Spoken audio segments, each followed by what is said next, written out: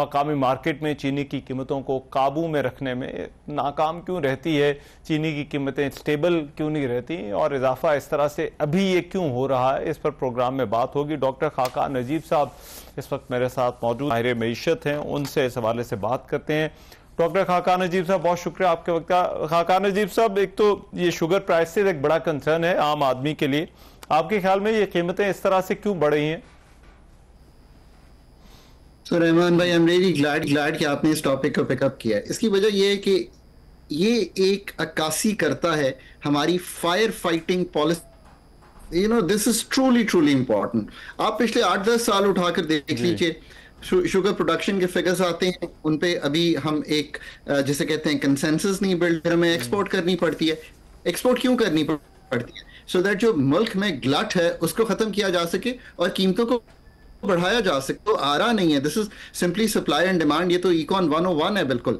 और उसके बाद हम इतनी एक्सपोर्ट कर देते हैं, जो मुल्क की नीड है हम उसको पूरा नहीं पाते, और प्राइसेस पर सब्सटैंटिवली 120 पे थी, शायद आप बता रहे हैं कि 2 चली गई हैं, वहां चली जाती हैं।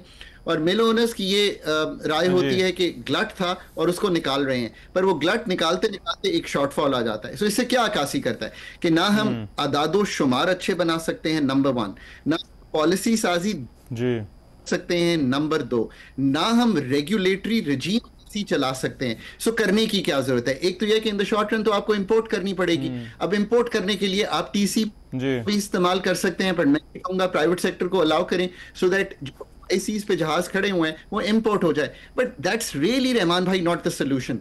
मैं बार बार कहता हूं, आई एम रियली ग्लैड कि हम ये बात करें। ये जो वक्त और स्पेस इस वक्त मिली हुई है ना, कि स्टेबिलिटी है मुल्क में, IMF की एंगेजमेंट है, तो खुद जो हमारे दूर रस काम होने वाले हैं। अब शुगर सेक्टर के हम आज क्लैरिफाई कर देते हैं कि अगर हमने इसको अगले 3 साल में बिल्कुल ठीक कर देना हो तो इसका क्या है। नंबर 1, आपको बूस्ट करनी पड़ेगी यील्ड, जो सुक्रोज कंटेंट है। मैं इस सेक्टर को बहुत समझ, मैंने इस सेक्टर में एक्चुअली काम किया है। मैंने मिलों की BMR में एडवाइस किया हुआ है, so I really understand this sector. उसका मतलब यह है कि जो सुक्रोज कंटेंट है, चूंकि पर एकड़ यील्ड कमजोर है, इन 2 चीजों को आपको एग्रीकल्चर सेक्टर पे ठीक करना पड़ेगा। नंबर 2, जो मिले हैं उनको और काम भी, ethanol production, power production, bagasse production, so that जो शुगर की कॉस्ट है ओवरऑल वो कम हो, तो आप वर्ल्ड कंपेटिटिव हो, ताकि आप लोकली भी एक प्राइस को स्टेबल रख सकें। तीसरा, ये जो डीरेगुलेट करना पड़ेगा, इसका क्या मतलब है? इसका मतलब यह कि आप चीनी की कीमत तय करने के बाद आप शुगर केन की कीमत तय कर देते हैं। तो मिल ओनर्स ये कहते हैं कि जी आपने तो शुगर केन की कीमत तय कर दी है। जब आपने शुगर केन की कीमत तय कर दी है, मुझे आप एक्सपोर्ट करने दें ताकि पाकिस्तान में कीमत इसको डीरेगुलेट करें, कंपेटिटिव होने दें। पर ये करते वक्त रेगुलेटरी काम क्या है?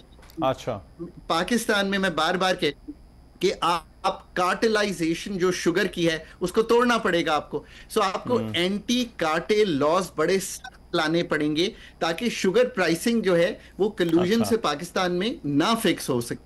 These are really, देखिए ना, ये अभी आपने देखिए 2-3 आपने ये जो पॉइंट आउट किए हैं जहां पर ये मामलात गड़बड़ हैं, आदाद शुमार का मामला हो, डिमांड एंड सप्लाई का इशू है, हमारे अपने अंदाजे हैं, डाइवर्सिफिकेशन है।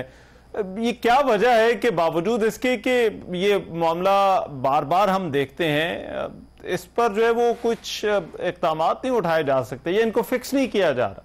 वाई?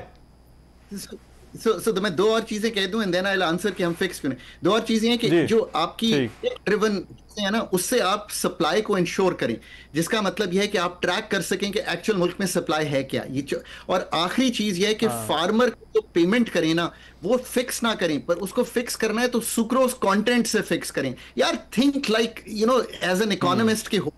मसला यह है कि हम इकोनॉमी को not as an economist, but जिसे कहते हैं ना कि एडहॉक बेसिस पे हर सेक्टर को चलाने की कोशिश करें। अब ये फिक्स क्यों नहीं होता? ये बात बिल्कुल सही है, ये फिक्स इसलिए नहीं होते कि जो मैंने आपके सामने चीजें रखी हैं, अब अगर ये गुफ्तगू ही नहीं होती, क्योंकि आप वो पर्चा ही सामने नहीं रखते जो कि वेल थॉट आउट हो। आपको एक पहले तो लोग लाने पड़ेंगे जो इस इंडस्ट्री को समझते हो, वो पॉलिसी साजी ministry of industries and production में आकर करें। फिर शुगर केन बोर्ड है, उसमें ये लोग लाने पड़ेंगे। एक पूरा निजाम ठीक करना पड़ेगा, सीसीपी को एंटी जिसे कहते हैं ये जो कलूजन है उसके जो मेजर्स हैं वो ठीक लेने पड़ेंगे, और टीसीपी को इस काम से निकालना पड़ेगा, और इंपोर्ट एक्सपोर्ट को लिबरलाइज करना पड़ेगा।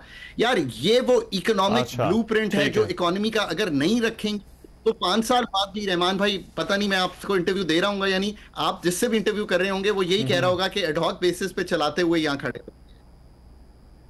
हाँ, और ये जो गवर्नमेंट का एक क्विक फिक्स होता है इंपोर्ट का, अब ये अक्सर हमने देखा है कि इससे बहुत सारे फिर स्कैंडल भी जुड़ जाते हैं। तो आपके ख्याल में यही आगे का तरीकाकार जो है वो होना चाहिए, या गवर्नमेंट इसी तरह से जो है वो इससे फायर फाइटिंग जो है वो करती रहेगी कि बाहर से बस मंगवा ली जाएगी और कमी पूरी कर ली जाएगी? So I don't want the government to be involved in buying and selling of commercial products.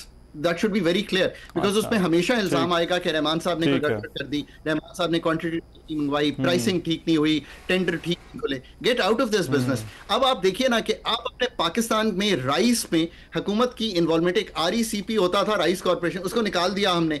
उसके बाद हमने राइस को डीरेगुलेट करके इंपोर्ट भी करने दिया, एक्सपोर्ट भी करने।